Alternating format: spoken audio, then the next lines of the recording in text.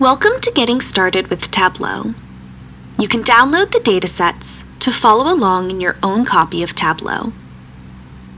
This is the Start screen. Here, we can connect to new data, connect to saved data sources, or open recently used workbooks. In the Connect pane, we can see the wide variety of data sources that Tableau connects to natively. For this video, we'll connect to the global Superstore data available for download. The Superstore data is an Excel file that looks like this. The data is shaped like a database table. The first row contains the column headers. This dataset contains transactions of customers purchasing specific products. Let's go back to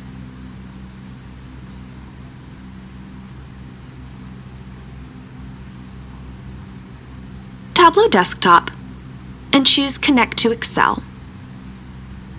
Navigate to the file on your machine and double-click to open it. Now we're on the data source page. From here, we can choose which sheets or tables we'd like to use. We can drag orders to the canvas. If we want to use more information from the same data source, we simply drag out the other table onto the canvas. Alternatively, if we have related data in another data source, we can create an integrated data source by adding a connection. Click Add, and here we'll connect to a text file of our returned orders, stored as a CSV. This file is also available for download. The sheet has automatically been added to the canvas, and here we can see our cross-database join. We're using flat files so you can follow along, but this could be a join on data from, say, Hadoop and Redshift. Cross-database joins are extremely powerful. Tableau Desktop automatically created a default join that we can see in the icon here. Clicking on the icon brings up the details of the join, and we can edit it directly. We'll choose a left join, so we get all the information from the orders table, and only bring in relevant return information for transactions that were returned. It's already based on order ID as the join clause, but we could change this if desired. The grid below allows us to verify what data we have. We can see we have a lot of nulls from the return database in yellow, which is great, we don't like returns, and all our order information is here in blue. In this grid view, we can do some basic metadata management. We can change row ID from a number to a string just by clicking on the icon. The order ID field in this dataset has multiple parts: the distribution center code, the year, and 2 additional codes. If we want to split this field and keep only the distribution center code, it's easy. Just click on the drop-down and select Custom Split. We'll split on a hyphen and just keep the first column. Let's rename this field Distribution Center. Next, we can decide if we'd like to connect live to the data or extract it. Connecting live is great when we have constantly changing data or when we want to leverage the high-performance database we're connected to. Alternatively, we may choose to import data into Tableau's fast data engine with an extract. This takes the data offline and allows us to minimize performance impact on critical systems, while still allowing for regular, scheduled refreshes to keep the data up to date. We'll leave it on live and click on our Sheet tab down here at the bottom. Now we're connected to that data set. Let's see how easy it is to dive into our data. We simply drag the fields out. Let's bring category to rows, segment to rows, quantity to columns, market to columns, and let's bring market to color as well. It's that easy to create a visualization of how our sales are looking per category, customer segment, and market in terms of number of items sold. We can quickly see that Africa is an emerging market for us. You'll notice that I brought in these fields from the data pane here on the left. it's broken up into dimensions and measures that represent the column headers in the Excel sheet. What are dimensions and measures? Dimensions are categorical fields. In this case, fields such as date, customer, and category. These are fields we want to slice and dice our numerical data by. Dimensions are often discrete. Discrete fields create labels in the chart and are color-coded blue in the data pane and in the view. Measures, on the other hand, are our metrics. They are the numbers we want to analyze. Measures are often continuous. Continuous fields create axes in the chart, and their pills are color-coded green. Now, let's say we're interested in our total sales number. Let's place sales in the view. We can see that Tableau queries the database and returns a single result, giving us the sum of sales. This company has done a little over $12.5 million in sales. If we want to see this over time, we can drag order date to the top of the view. Tableau Desktop aggregates our dates at the year level. We can expand this with the plus symbol on the pill. Now we see both quarters and years in the view. To see how all of our Q1s are doing over the years, we can easily pivot the data so quarter is in front of year. Now we can compare how our growth looks by quarter across the years. Moving year to color shows us all the years on top of each other. If, instead of drilling down further, we want to change quarters to months, we can click on the pill to bring up the drop-down menu and change it. If looking at an average of sales is more useful than sum of sales, we can simply change that by using the drop-down menu on the pill and changing the aggregation to average. But let's undo that for now. What about if we want to know something like year-over-year growth? In Tableau Desktop, calculations like this are easy. Once again, clicking on the pill's drop-down brings up the menu. And now going to Quick Table Calculation, we can see common business calculations as single-click options. Let's select year-over-year growth. If we still want to see our original sales, we can simply place it back in the visualization. Perhaps we want to have the year-over-year growth values appear in a tooltip instead of the graph. We can simply move it to the tooltip shelf. The tooltip provides additional information when we hover over marks in a view. For example, here in November of 2015, we see we're almost 50% up from the previous year. Let's drag category to the rows shelf. Now we can see which categories are doing well and when they were doing well. We can even leave comments. For example, we see there's a yearly dip in sales in July, but we rebound in the fall. We can leave an annotation by right-clicking, selecting Annotate, and adding a point annotation. This is a useful view. If we wanted to easily share this, we could now right-click, copy the image, and easily share it with other people on our organization. But for now, we'll double-click on the Sheet tab and rename this Sales Seasonality. What if we want the raw numbers behind this timeline? Tableau Desktop makes this very easy to do. We can right-click in the viz and copy the data, then paste it into Excel. This even includes that quick table calculation we did. Or we can simply right-click on the tab and select Duplicate as Crosstab. We can easily swap our axes and move category to the rows shelf. Let's make this fit a little better. This looks nice, but I'm worried that profits for our office supplies weren't good during our fall sale and into the end of the year. Let's add profit to the crosstab to find out how we're doing. Adding profit to color gives us a clearer understanding of overall trends. These colors are a bit pale though, so let's edit how we display this. We'll click on Color and click Edit Colors. Here we can choose from a wide variety of colors in the drop-down menu. I like green gold. and we'll use step colors and make 6 of them. Let's change the mark type to square and turn on mark labels. Now we have a highlight table for profit. We can right-click on the category pill and select Show Highlighter. If we select office supplies, we can see that the fall of 2015 is dark green, so our profits for these months are going strong. Great!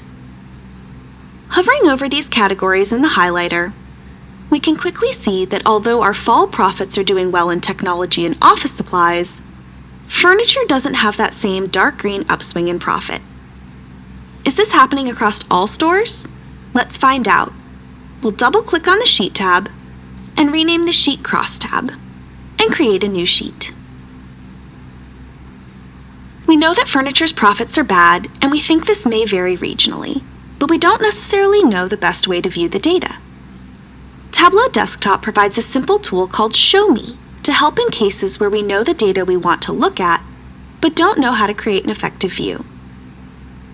Show Me contains a list of common chart types that can help you start your analysis.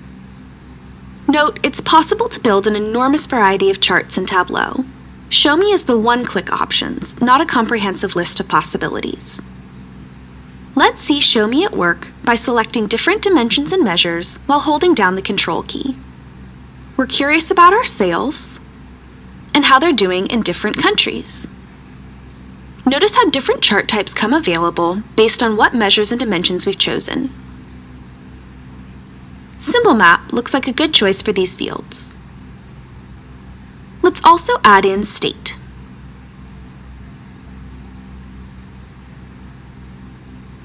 We can increase the size of these dots by clicking on the Size shelf. Let's also adjust the transparency and add some borders. We'll hide the size legend, and let's color these states by profit. Note that we can do a geographic search right here. If we want to see how profits are doing in a certain location, we can navigate right to it. Let's unpin to zoom back out. Now, we're a global company, and there's that dip in sales in July. Is that because of an action of ours driven from headquarters, or is that a seasonal effect? We could tell by breaking up our sales over time by hemisphere, but we don't have that field in the data. However, we can create that custom territory ourselves directly in the map. Let's right-click and duplicate this sheet so we can leave our original view intact. We can simplify this view, stripping out everything but country. Next, we'll use the Lasso Select tool and lasso marks in the approximate southern hemisphere. Note this is very rough. Clicking the paperclip icon in the tooltip creates a group for these countries, and we've made a new field in the data pane. If we go back to our Sales Seasonality tab and add this new field to Columns, it looks like we have less revenue overall from the Southern Hemisphere, but if we keep only this column, there's no clear evidence of a reverse seasonality. Good to know. We can leave this avenue of analysis and even delete this sheet and head back to our original map. We'll name it Global Sales and Profits. Earlier, we found that furniture had poor profits. To investigate this further, let's drag Category to the Filters shelf. We'll choose Furniture. To make this an interactive filter, we'll right-click this pill and select Show Filter. We can also modify filters by selecting their drop-down menu and choosing from the variety of options. We'll pick Single Value List. Now anyone can easily choose the category they're in, such as furniture or technology or office supplies.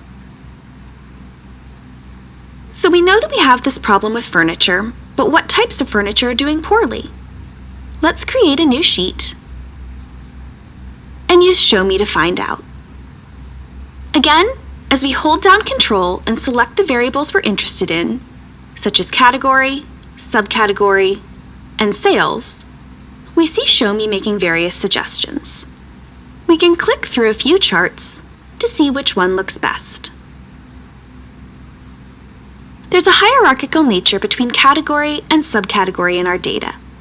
In Tableau Desktop, we can create hierarchies simply by dragging and dropping fields on top of each other in the data pane. Let's drag subcategory on top of category, and we'll call this Products. We can add product name to this hierarchy as well.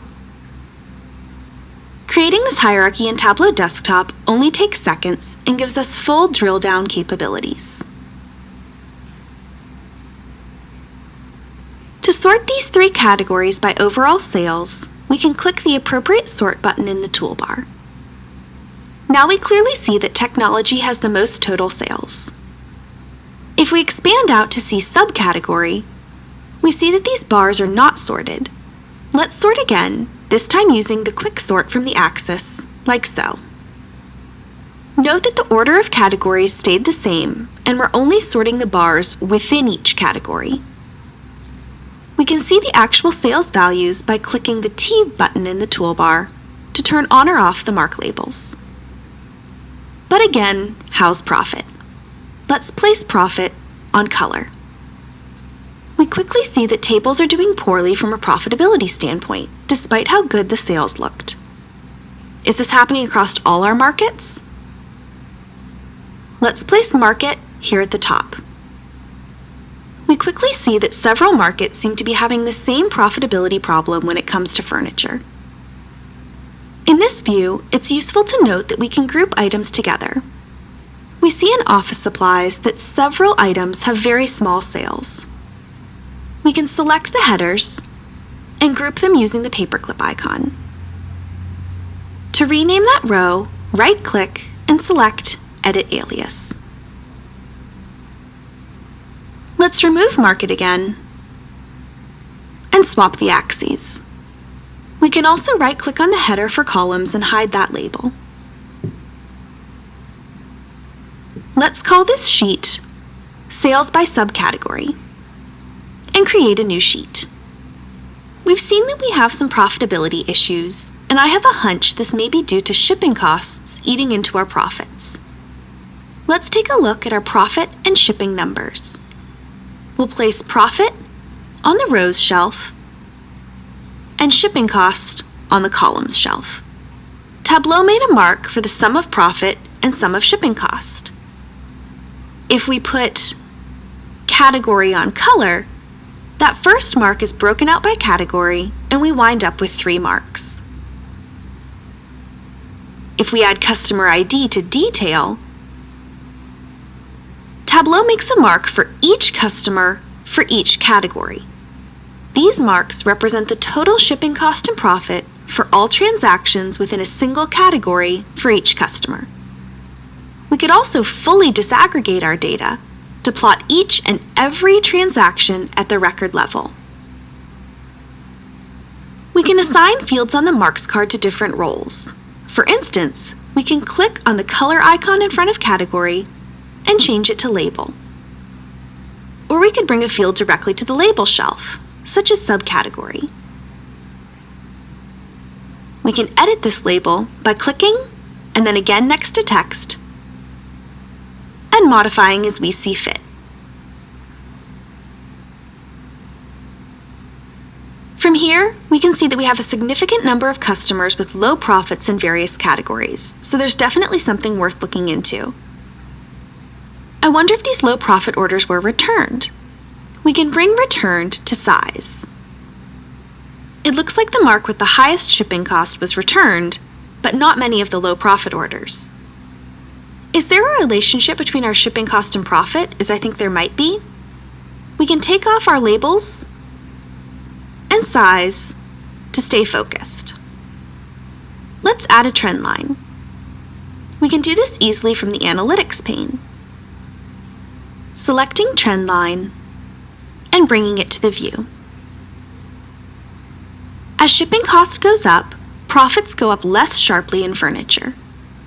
But if we hover over this trend line, we can see that it's got a very low R-squared, so it's not particularly meaningful. Let's drag off these trend lines. There are some pretty extreme low profit marks. We can quickly identify customers that are contributing to profit problems. Selecting these marks, we can look at the underlying data directly.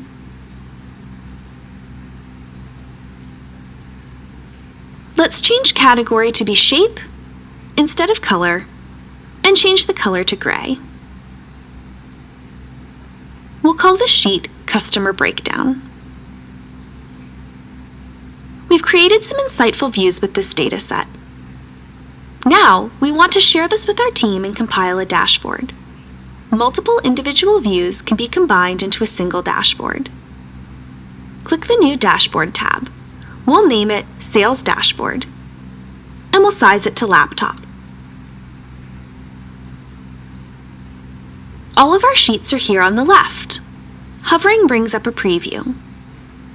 Let's drag our map into the view and place Sales by subcategory and Customer Breakdown below it, and add a dashboard title.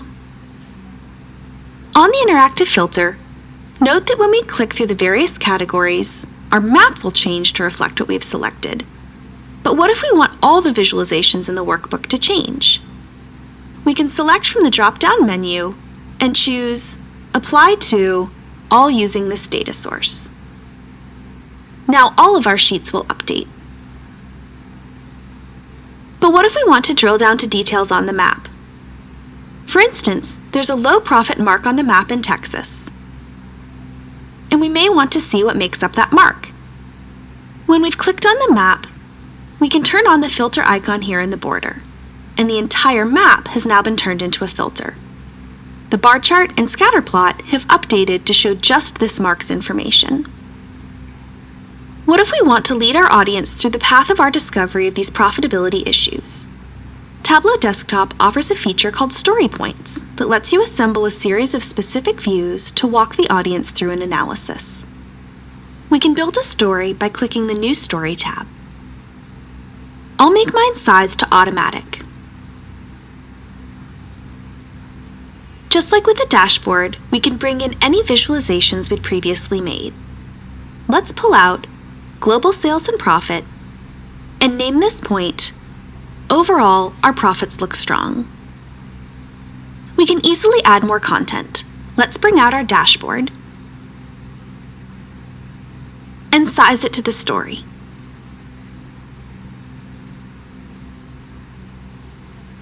And we'll turn off the title again. This viz is still fully interactive. We can filter and call out that mark in Texas. When we do, the word Update appears above the navigator. Clicking Update will save this state of the viz, so everyone will see exactly this information. We'll title this, But There Are Problem Areas. This is one of the key aspects of Story Points, the ability to snapshot a specific insight of a visualization while still maintaining interactivity. Now that we've gone from raw data to insight in this workbook, we want to think about how to distribute it to others. The most effective way to share a workbook is to publish it with Tableau Server or Tableau Online. Published workbooks are fully interactive, up-to-date, secure, and can be accessed by browser or mobile app. To publish, open the Server menu and select Publish Workbook. We could also choose to publish the data source if we only want to publish the data itself for others to use. We can publish to a specific project, name the workbook, enter a description, tag the content, choose exactly what to publish, and control permissions. Once published, interacting with content is easy. And everything is still fully interactive, right in the browser. We can subscribe to content to get updates emailed on a set schedule, favorite content, and search and filter. With iOS and Android apps, dashboards and data are securely available wherever you have a phone or tablet. Thank you for watching Getting Started. We invite you to continue